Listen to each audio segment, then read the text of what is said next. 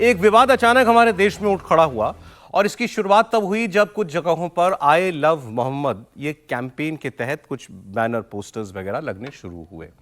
ये एक्चुअली एक कैंपेन के तहत शुरू किया गया था और अब ये एक बड़ा विवाद बनता जा रहा है। देश के कई हिस्सों में विरोध प्रदर्शन भी होने लगे हैं, कई जगह रैलियां निकाली गई हैं, कुछ जगह झड़पें भी हुए हैं, कई जगहों पर पुलिस ने केस भी दर्ज किए हैं। कैंपेन का यह पूरा विवाद शुरू हुआ था 12 वफात से।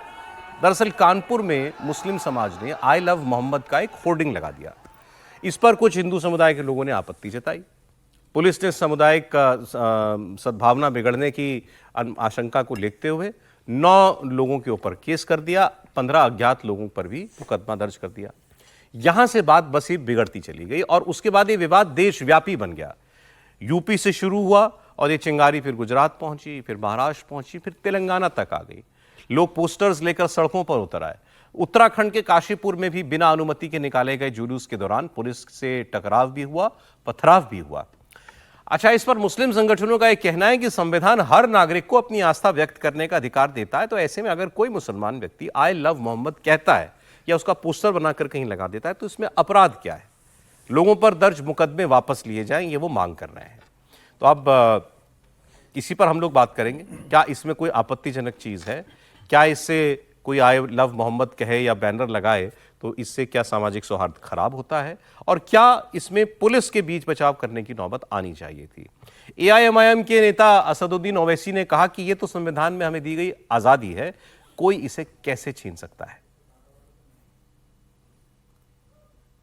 तो संविधान में फंडामेंटल राइट है, इसको आप कैसा छीन सकेंगे किसी से? और ये क्या बात है कि नया पोस्टर कैसा लगाया जो यूपी में क्या गलत है एकदम।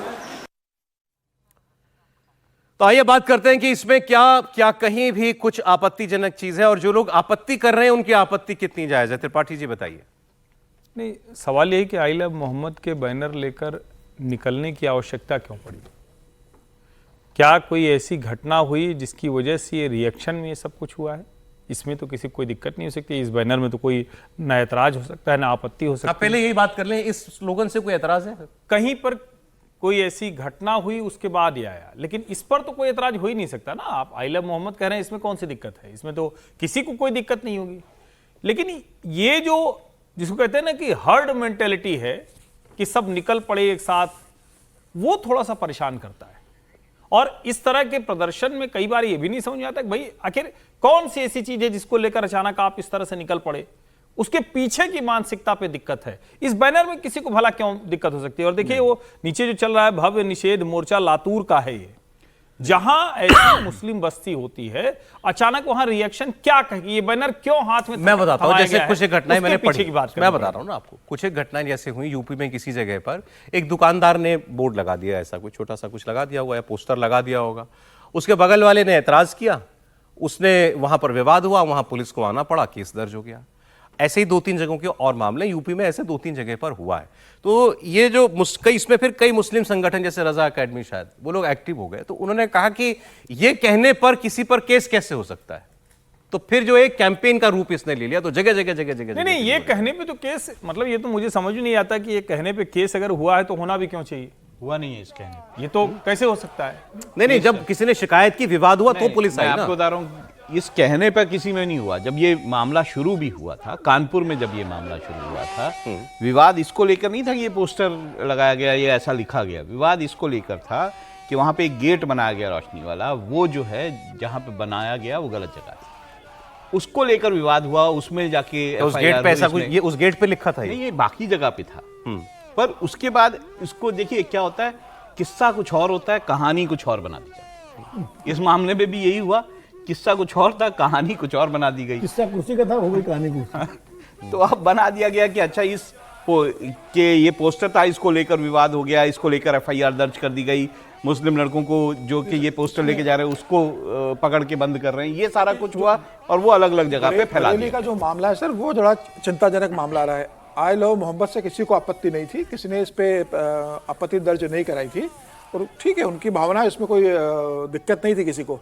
लेकिन उसको लेकर जब वो वहाँ से निकले तो एक हिंदू बहुल इलाके में इसको बहुत जोर से उन्होंने लहराया गया और फिर शिकायत की गई। तो पुलिस ने आके कहा कि भाई आप इसका जुलूस निकाल रहे, आप जुलूस निकलाइए, आप किसी को उत्तेजित करने के लिए इसका इस्तेमाल मत कीजिए।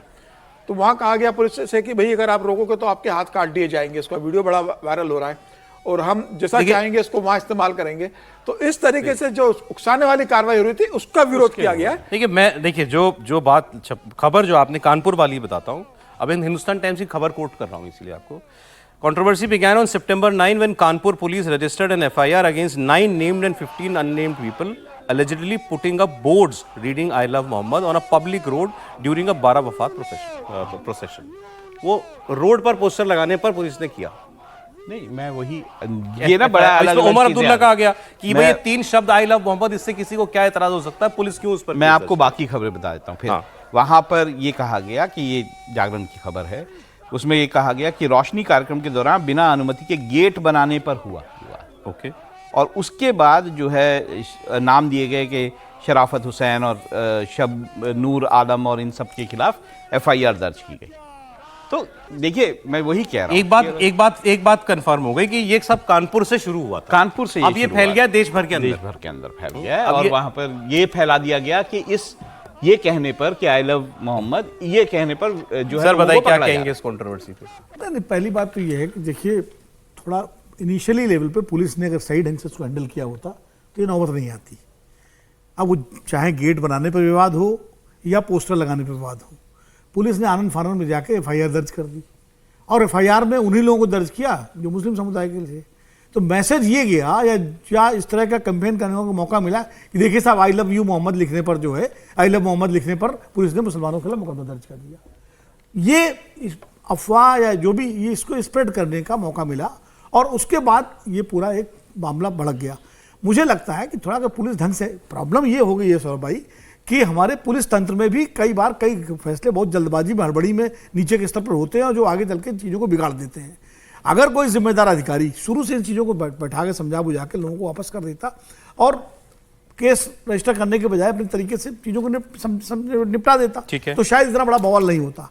उन्होंने आनंद फानंद में ऊपर वालों को खुश करने के चक्कर में और ये कि भाई इससे तो पता लगा जो है। और महाराष्ट्र मुस्लिम संगठन कह रहे हैं कि हम बैनर बनवाएंगे, हम टी-शर्ट छपवाएंगे, हम बैच बनवाएंगे, हम कैप आई लव मोहम्मद की छपवाएंगे और सब जगह बंटवाएंगे। तो यह तो उकसाने वाली हो रही है ना। अब आपको ये नहीं करना, अब इस मामले को इंटेंशनली आप टी-शर्ट कहेंगे हम वैसे बनाएंगे, हम बैच लगाएंगे, हम 10 जगह इसको डिस्ट्रीब्यूशन करवाएंगे। भाई हर मुसलमान मोहम्मद साहब को अब जीवन में सबसे सर्वोच्च दर्जा देता है। तो फिर अगर वो मुंह से कहेगा आई लव मोहम्मद तो प्रॉब्लम क्या है भाई? किसी को दिक्कत नहीं है, किसी को दिक्कत पहने की टी-शर्ट पर लिखवाए क्या? इससे हमें किसी भी और धर्म के आदमी को उकसावा क्यों होना चाहिए? हम भी तो जय भोलेनाथ बोलते नहीं बोलते, जाते जाते हर जगह नारा लगा रहे हैं जय श्री राम, आजकल हर जगह चलन में है। टी-शर्ट फिर वो कहने लगे हमको इससे प्रॉब्लम होती है। एनीवे चलिए ये एक बात हुई। अब मैं दूसरी कंट्रोवर्सी ऐसी कुछ है उस पर बात करता हूँ।